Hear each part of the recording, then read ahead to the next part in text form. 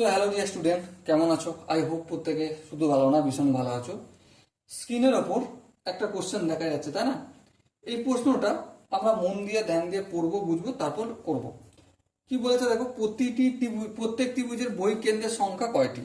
দেখো, option A B C D আছে। প্রথমে একটা ত্রিভুজ অঙ্কন করি। এই হচ্ছে আমাদের ত্রিভুজ, ঠিক আছে? এ বি সি। বহিঃকেন্দ্র কাকে বলে?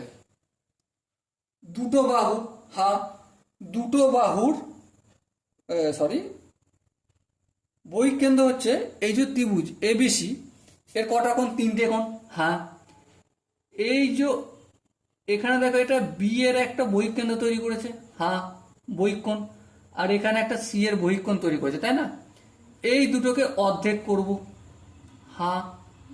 আর এই যে বাকি 3 নম্বর কোণটা, এর অন্তঃকোণকে অর্ধেক করে যেখানে মিলিত হবে সেইটা হবে বহিঃকোণ। সাপোজ এটা পি নাম দিলাম, তাহলে এখানে একটা হলো, হ্যাঁ।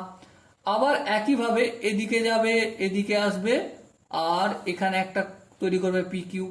আবার একইভাবে এদিকে আসবে, এদিকে আসবে, আর এটার অন্তঃখণ্ড করব, এখানটা একটা তৈরি করে পি কিউ আর। তাহলে কটা বহিঃকেন্দ্র তৈরি করেছে? একটা, দুটো, তিনটে। সো এখানে বহিঃকেন্দ্রের সংখ্যা কটা হবে? তিনটি হবে। Okay. So dear student, I hope তোমরা কনসেপ্টটা বুঝতে পেরেছো।